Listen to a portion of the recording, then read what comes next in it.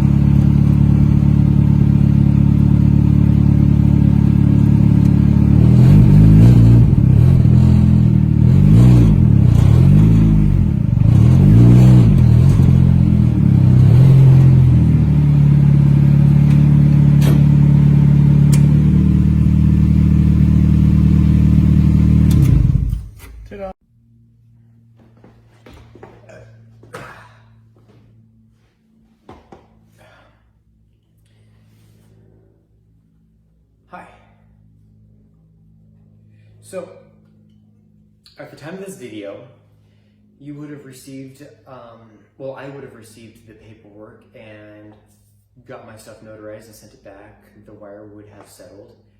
And all we'd be doing is waiting for for whoever you decide to come pick this up so you can have it delivered to you. Legally speaking, and for all intents and purposes, you own a race car now. Yeah.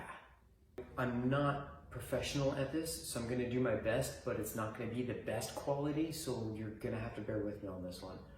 I'm going to be explaining what I did, why I did it, and what I was planning on doing had I kept this car. And you could take what I was doing as a suggestion, or you can throw it out the window. It's your car, you could do whatever you want with it. You could take something that I've done and completely undo it and do it yourself. Or you can keep something that I've done, or even take something that I was gonna do and use it for yourself. This is your baby now. The sky's the limit. Yeah, let's get started. So I figure we'll do a walk around because it's easier for me and you can pretty much see things from my point of view. We'll start on the outside and then work our way in so that way you can see a little bit better. Walking around the body, the way that I have it down now, I don't have it connected exactly right now because I'm gonna be taking it off, but there are brackets that I made that bolt in right here that keep the nose from going up and down. Hair bands to hold it, actually to push it back. And then these guys right here to actually hold it in place from going up and down. You can see here you got the Skunk 2 coilovers, stainless steel braided brake line because why not? Koenig decograms, 15 by 10. It was the widest wheel that I had available to me. I like to go big or go home, so I went with that. They are Maxxis Victra VR1s. Size on them are 245, 40, 15. I absolutely love them. Slotted rotors, not drilled, because I've had too many horse stories of drilled rotors blowing up, and I just don't want that. They're carbon ceramic brake pads, not centered. These are brand new. You will have to bed these in when you get the car. So don't just drive straight to the track. And I'm gonna get to that with the clutch also, because it is a brand new clutch. So make sure that you bed these in before you actually go. You can see a little bit of heat cycling because I've done a little bit of driving to and from. There's no pulsation or anything like that, so you're good there. They just need to be bedded in before you start heat cycling. It's a bad time. What I really love is that you can see through to the engine, and actually, this is cool. So not only fat intercooler there, but I've gotten people walking by, the neighbors who will be walking by, and they'll get a good look at the turbo right out of the side. Kick panel, side panels right there. It does go waist high on the thing, so you're good there. It is a 9 Lives Racing wing. It is adjusted as aggressive as it can go. I was thinking about making brackets so that way it could be a little bit more aggressive. When you see it, you'll see that it's more flat than anything. So I'm not quite sure if it's like that or if it's engineered to be like that or not. So, but all the guys are having great success with it set up exactly like this. So you might actually have some success with it that way. Once again, the rears, the brakes that I got, the slotted and the stop tech and everything, and the oh, you can't see the brake line that well back here, but it is all the way around. The gas cap is easy to operate. You push down, twist, comes up, and then you can fill it up. Tighten it, and then to close it, you push down, twist, and then you're good to go. I did leave the splashback ball valve inside the neck. I kind of had to make a neck from scratch, but I was able to incorporate the stock back valve. I haven't filled it up at the pump yet, so I don't know how it flows with it, but filling it up with the jerry can, I've had no flow issues whatsoever. So just be on the lookout when you fill it up from the pump for the first time. Lights are Amazon lights. I'll get a better look at that later on in the video, as along with the reverse light. The reverse light, I only have it on one side. You might want to check with California to make sure if you need it on both sides or just one side. This is a spotlight. I couldn't find a regular reverse light, so I just got a spotlight and mounted it. Every time I work on it and double check the electrical, my neighbors probably hate me because I light up their whole house. Here you can see under the car, the diff, everything, axles are still good. I had no need to really change them. The gas tank is held on by adjustable, by these. I made the studs. They don't really do much as far as adjustability, because you don't really need to. I already have adjusted the way that it is. There's that spotlight I was telling you about earlier. So here's behind the car. Back to the other side. Wow, okay, where'd my 4K go? Oh, all right. Well, brand new tires all the way around, just like you know. There's the battery box right there. It's actually bolted down. There's a stud here, here, here, and here that are actually bolting it to the floorboard on top of the strap, the safety strap that's right there. And then I actually have the battery stuff going through right there. That's actually where the main battery ground is. And then I have the positive going the opposite direction going down there. And all the wiring and the one brake line, because I have the brake line for that wheel and this wheel kind of going in the junction is right. Oh, you can't see it. It's behind the wheel. Anyways, it's like behind this junction up against the oh wait, can you see it there? Come on. Ah, there it is. There's a junction right there. Anyways, so the line that goes to the front to the master cylinder actually goes along the bulkhead and then inside the trans tunnel, and actually have all the wiring for the tail lights, the fuel, everything like that. Even the fuel lines are inside the trans tunnel mounted to the PPF, the power plant frame. And you'll see that later. I'm going to pop the car up on a jack stand so that way you can actually see what I'm talking about. It's actually zip tied to the actual PPF, so it's not going fucking nowhere. It's great. And so yeah, that's that. As far as front suspension, it's a brand new end links, brand new outer tie rod ends, new control arms, new upper and lower, new Skunk 2 suspension, just like we covered earlier.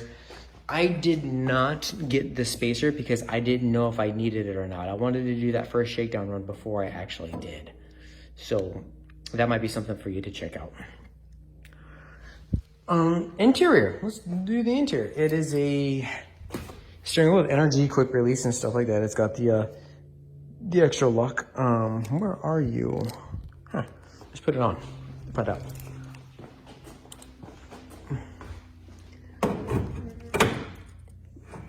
There we go. Yep, there it is right there. So when you pull this back, you're still going to want to press this down so that way you can completely engage the lock. This piece right here, the cutting on it is absolutely horrendous. I was going to use the stock Miata hood. If you want me to include that, no, that hit the ground, okay. If you want me to include this with it, just let me know. I could probably put it in a duffel bag and like hide it back there or something like that for the transporter. Just give me a heads up. The Oakley's trans tunnel are all normal. I mean, the e-brake works good. It's holding, if I take it out of gear, it'll actually hold it in place, and I just like to leave it in gear because I'm weird like that. That is an ARC Titan shift knob. Do not let that get stolen. I had it for we've had that thing for like 3 or 4 cars. I couldn't find a replacement shift knob to put in it, so you're just going to be getting a free rare JDM part. So that's easy. Horn only works when the ignition is on. It is an on-off because I like to leave it on when I'm doing major electrical stuff, so that way I know if I do a short to ground, I get a nice alarm. Fans only come on when the ignition is on. High beams are good. Low beams, high beams. Turn signals, left. All this stuff works with the ignition off. And I'll show you the hazards. You see they do that thing. And all lights up when you do that. But as far as the turn signals, they're supposed to be sequential, but they move too fast. You could get a load resistor and slow it down a little bit for the rears. The fronts have an internal load resistor, so they are sequential. So you can see. That's pretty cool, right? The seats, Corbeau Forzas, just like I said in the ad. I love these seats, and my next car will be getting these seats. I absolutely love them. And the harnesses. I love the harnesses too. I mounted them to the roll bar exactly the way that the NHRA handbook says to. They are 5-point cam lock. You have the anti-submarining right here, which is good until December 2022. Both sides. So you can see that there. SFI approved and all. I do not like to mess with safety stuff. I always have that there. So yeah, stock pedal box. God damn it. Stock pedal box.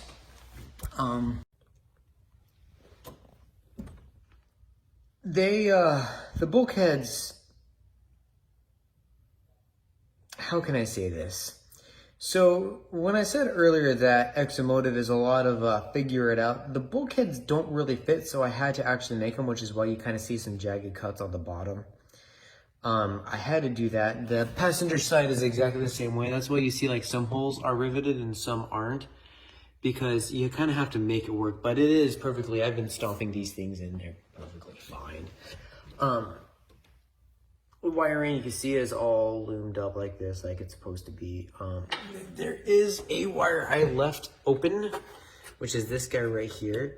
It's an ignition immobilizer, so if you ever decide to hook up a security system, that's how you would do it. That's the master kill switch for it.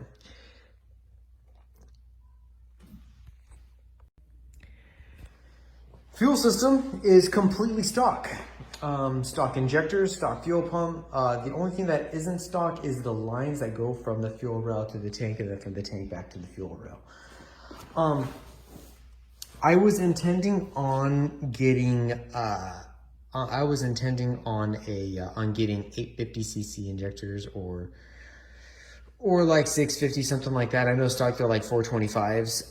And the reason why is but I haven't been able to do full pulls because nothing's broken in yet, so I don't know if it needs it or not.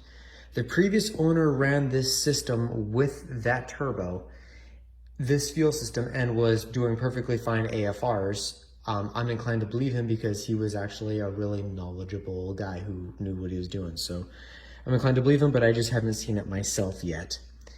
EVAP system is not connected. There is no emissions on this vehicle. You're going to be exempt from that, so don't worry about it. California has the SB100, which is a godsend, which will make getting a kit car title for this way easier than I could ever dream of here in Florida. I wish I was living in California at the time of building this. Something you're probably seeing is the throttle cable. The stock throttle linkage was binding because it was angled up, and so this was actually at an angle, so I just kind of zipped this guy together, and it's been smooth sailing ever since, so I'm not really too worried about that.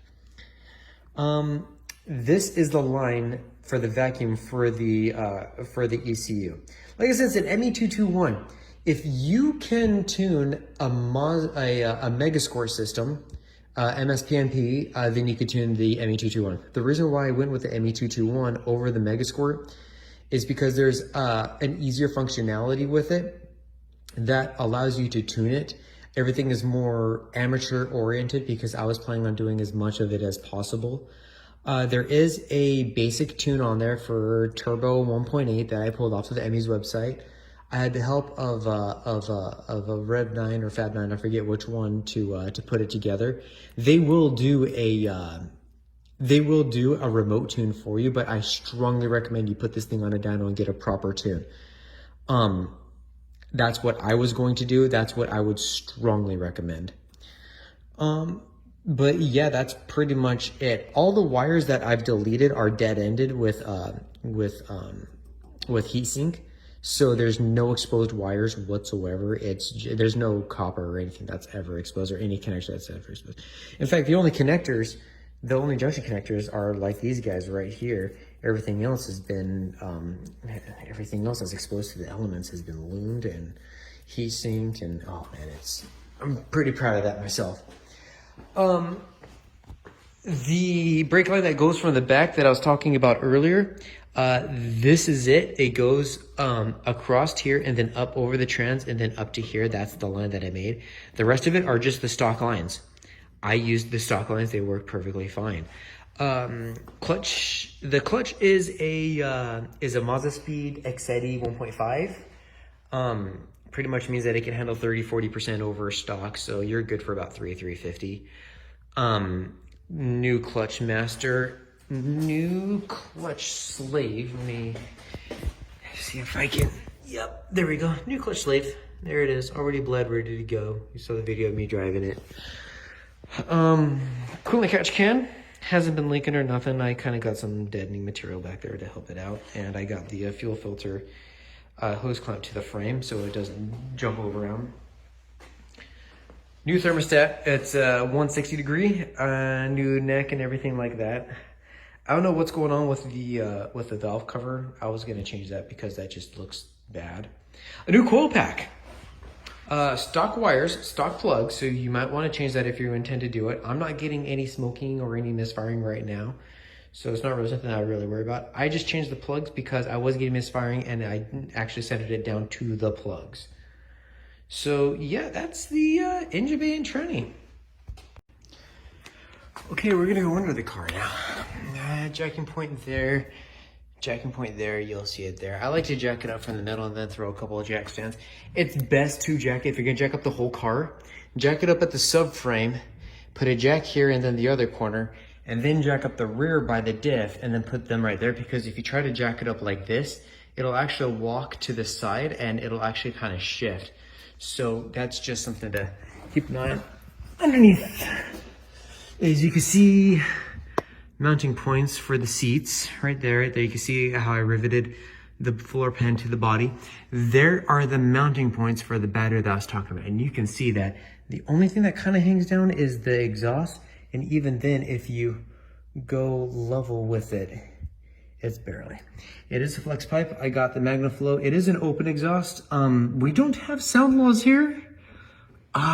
It's up to you if you want to actually just run this or if you want to just throw something. My welding is not that good. I literally bought a welder and learned how to weld. The wiring for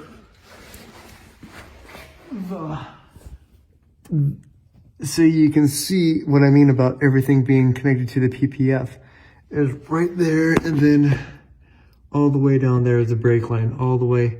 And it's connected to the PPF, and it's not going nowhere. But yeah, all the everything is right there. Man, this is a bad angle. I'm trying to get a good angle for you. The red wires that you see is the switches and stuff for the horn, the lights, and everything like that. That goes up top right there. But yeah, let me get out of here.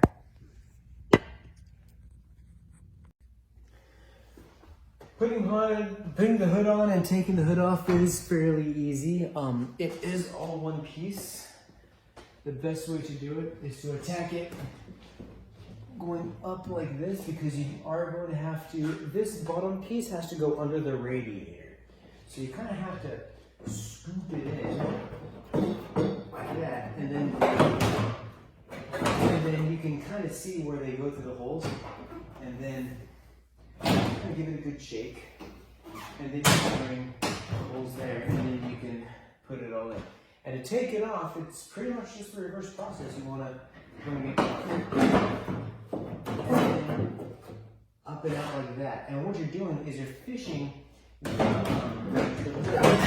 through the lights right here, because it is wider here, so you want to make sure that right here goes up and out like that. And that's how you get the hood going. So that's the car. I'm sure I possibly missed a few things. Like I said before, I've never done this before. So if you have any other questions, you know how to reach me. You'll be getting all the paperwork in order to get it titled as if you were titling it here in Florida. I just didn't get a chance to, because I didn't really intend on titling it. I thought about doing this so I could drive it to the meets, but realistically this thing was just going to be a race car. But I ended up buying a house, and now it's time to put this money that you're paying me for this towards a big boy kit car. So I believe the next car would be an AC Cobra. So I get asked often, would you do it again? And the answer is yes, I am going to do it again. It's going to be either, I would like to do an AC Cobra, but more than likely it's going to be something else. I don't know yet. We'll have to decide when we get there. I'm so excited for you. You're going to have so much fun, and I want to see videos and pictures of this thing on track. I'm just absolutely over the moon that it's going to someone who's actually going to enjoy this rather than just some guy who's going to sit in his garage. So thank you. Yeah, thanks.